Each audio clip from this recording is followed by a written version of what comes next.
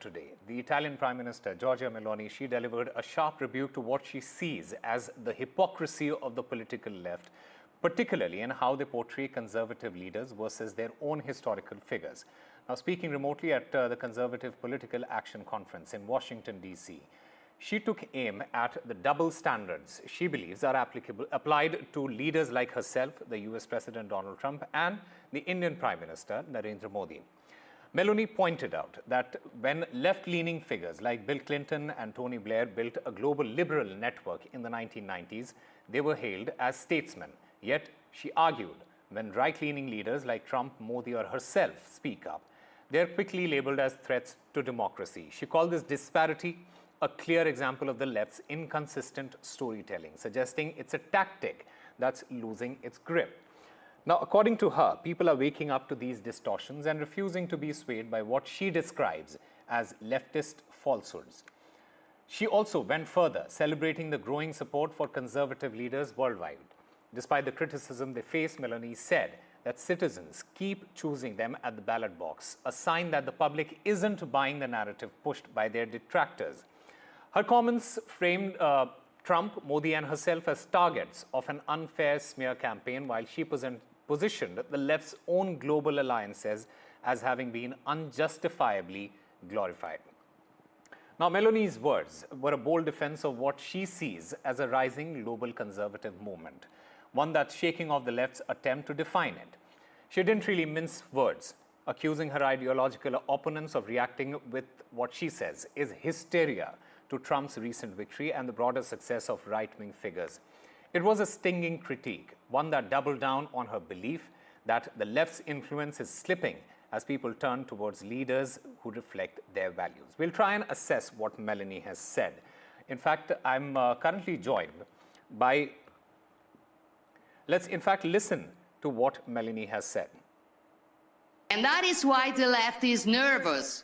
And with Trump's victory, their irritation has turned into hysteria. Not only because conservatives are winning, but because conservatives are now collaborating globally. When Bill Clinton and Tony Blair created the global leftist liberal network in the 90s, they were called statesmen. Today, when Trump, Meloni, Milei, or maybe Modi talk, they are called a threat to democracy. This is the left's double standard. But we're used to it. We are used to it. And the good news is people no longer believe in their lies. Despite all the mud they throw at us, citizens keep voting for us. $29 million goes to strengthen the political landscape and help them out so that they can vote for a radical left communist in Bangladesh. You had to see who they supported. $18 million for helping India with its elections. Why the hell? Why don't we just go to all paper ballots? Let them help us with their elections, right? Voter ID. Wouldn't that be nice? We're giving money to India for elections. They don't need money. They take advantage of us pretty good. One of the highest tariff nations in the world. We try and sell something, they have a 200% tariff, and then we're giving them a lot of money to help them with their election. All right, we'll try and make sense of what Meloni has said. And I'm currently joined by Vivek Mishra. He's the Deputy Director, Strategic Studies Program, ORF. I also have Professor Andrew Latham, author and professor of political science as Macalester College in York University in USA. I also have Jonah Blank, a senior political scientist, RAND Corporation. He's a visiting research fellow, National University of Singapore. And I also have with me Anand Ahuja. He's an attorney at law, co-founder Indian Americans for Trump.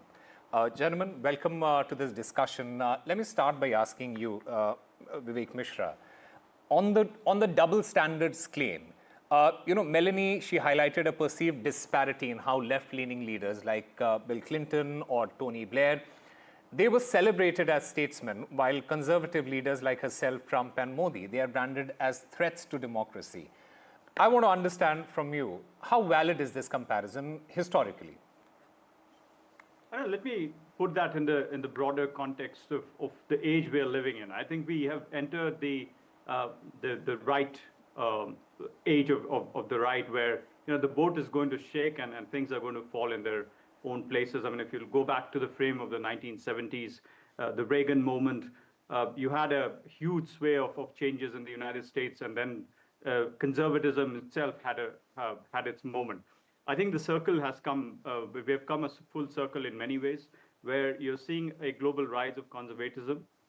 And I think to a large extent, Italy is, and that's why you see the importance of why Trump, the importance that Trump today accords to Italy in envisaging a route through the Middle East, which was earlier the I-2U, to extending it from the Piraeus port to extend it to Italy. I think there's been a sentimental political connect that way.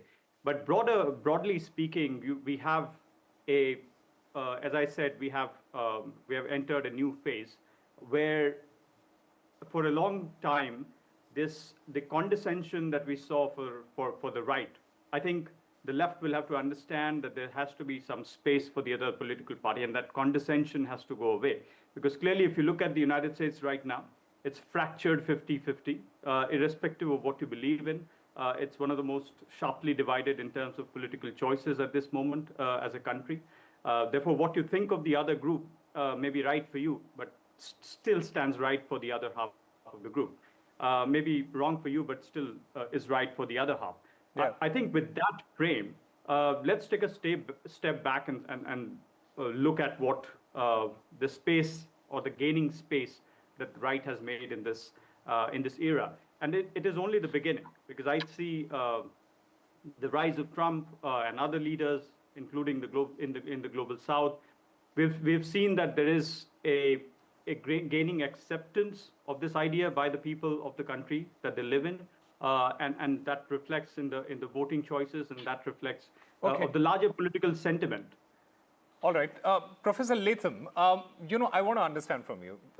When you see Tony Blair and the Iraq war at that point of time, when you see Barack Obama and the situation in Syria at his time, how do you see these comparisons when Meloni says that when you compare, because there have been instances in the past where left-leaning or conservative leaders, they were involved in situations like this. Nobody would talk about it, but now everyone wants to talk about it. Why do you think why do you think there is a situation like that? And do you find any sort of justification in what Meloni is saying here?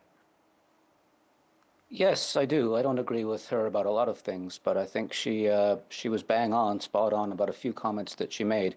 But again, if we were to back up a little bit and put her comments and that CPAC conference in perspective, and the rise of Milei and Trump, etc., we have to recognize that this is the twilight of the post-Cold War liberal internationalist unipolar moment, which a lot of people in media and a lot of people in government grew up in and thought was just the natural state of affairs. And guess what? It's not. That era is coming to a close. The common sense of that era is becoming increasingly discredited. But there are many, many people around the globe, in media, in government, in everyday life, who are having a hard time coming to grips with that. They don't want to see the world that they loved and created slipping through their fingers and giving way to a very different world, one of, in geopolitical terms, multipolarity, but one at the moment characterized by a rightward drift amongst the people. The political leaders that Meloni referenced, including herself, are, in my view, not enemies of democracy. They are avatars. They are democracy crystallizing in this new world. And the legacy media in the United States, I think she used the word hysterical. It's a bit gendered, but I think applicable in this context. Right. In fact, let me take that question to Jonah Blank. When you talk about the left's reaction to what Donald Trump has seen, Meloni described the left's response to Trump's recent victory as hysteria. Is it that, and Trump and Modi and Meloni, all of these people, they have been accused of using divisive tactics. Is there a line that we are treading here between statesmen or a global threat? Where do you draw that line, sir? Well, in the United States, I would certainly draw the line at trying to dismantle the government of the United States and trying to unlawfully overthrow the government of the United States, both of which Trump has done, and the first of which he is currently trying to do. This is not really a left-right issue. Let's remember, the political figure in the United States who is most closely aligned with former KGB official Vladimir Putin and who sacrificed U.S. interests for the Communist Party chairman of North Korea, Kim Jong-un, was Donald Trump.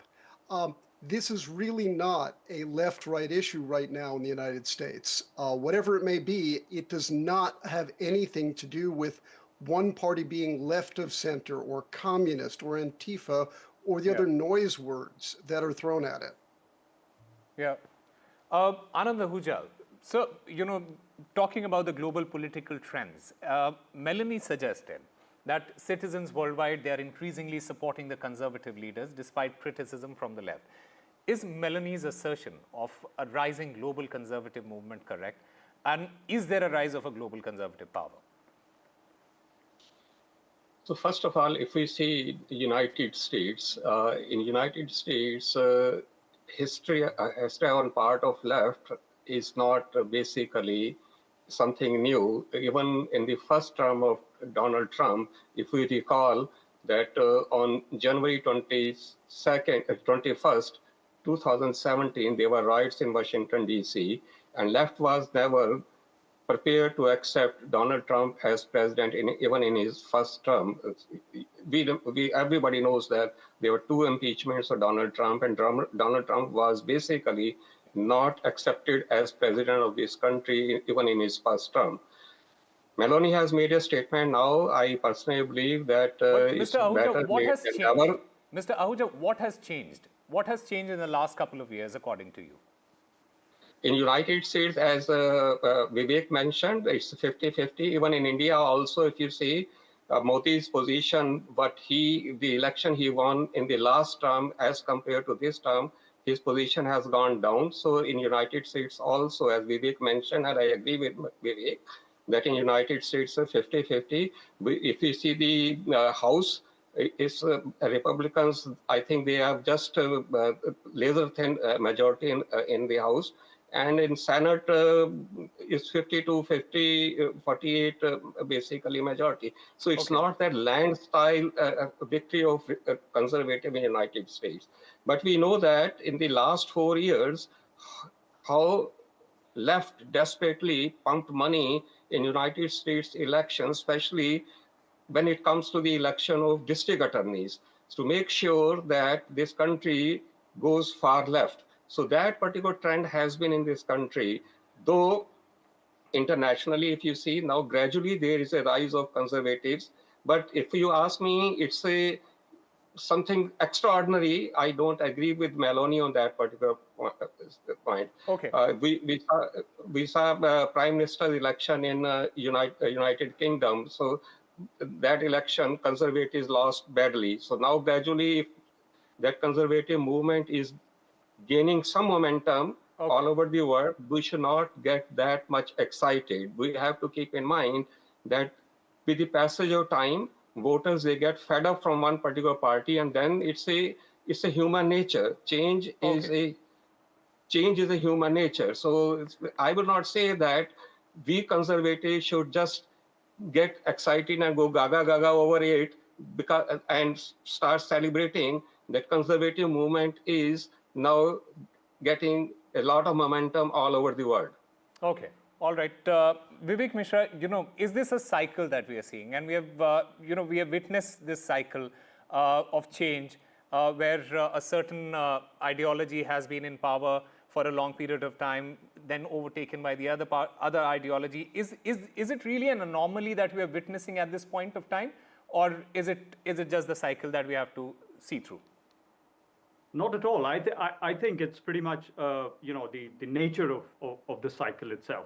if you look at, as I said, I was talking about the 1970s and the Reagan moment in the US. And if you come at the Trump moment, I think the curves of that really get acute. But I think you see that larger reflection of that change.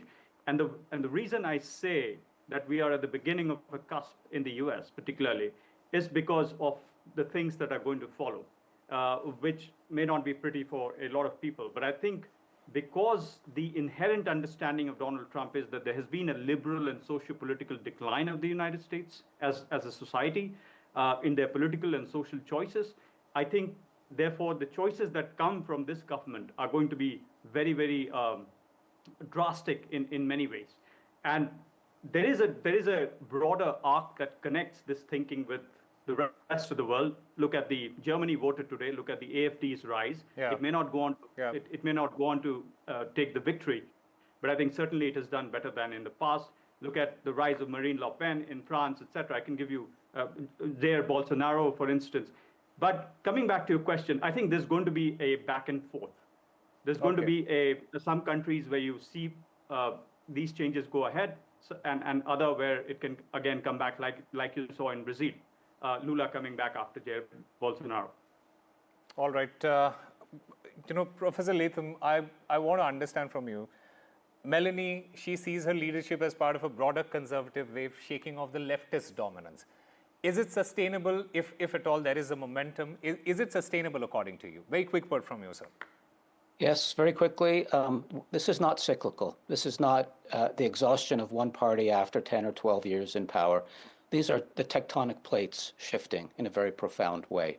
Yeah. And as I said a little bit earlier, that unipolar moment when the liberal, democratic, progressive project was in the ascendancy and was considered to be common sense, that is, if not quite over, it's pretty close to being over.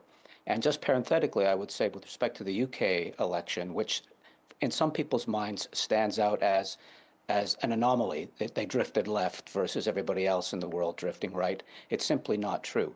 It's the first past the post system that gave the Labour Party a huge majority. But in terms of popular vote, and in terms of right now, the way they are polling, this Prime Minister right now is getting the lowest polling numbers since the Brits started doing polling numbers. The rise of Nigel Farage, for example, suggests that Britain is not, it might be lagging, but it's not far behind this global trend. This is not people voting because they're tired of 10 years in Canada of Justin Trudeau being the Prime Minister. This is not that. This is a profound structural shift.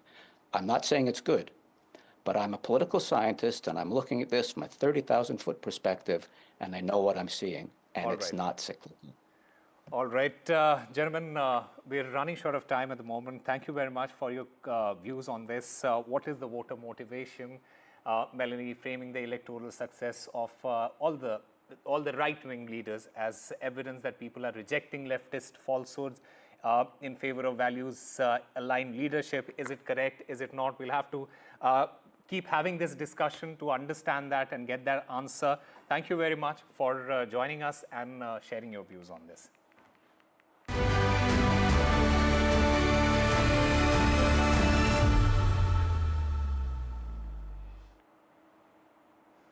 Meanwhile, amid Meloni's talks of the global rise of the right, another European country which may be making a rightward turn is Germany, with the latest polls indicating that the right-leaning CDU is in the lead with 30% support, followed by the far-right AfD at 20%. Meanwhile, the incumbent Chancellor, Olaf Scholz's party, languishes in third place with 15%.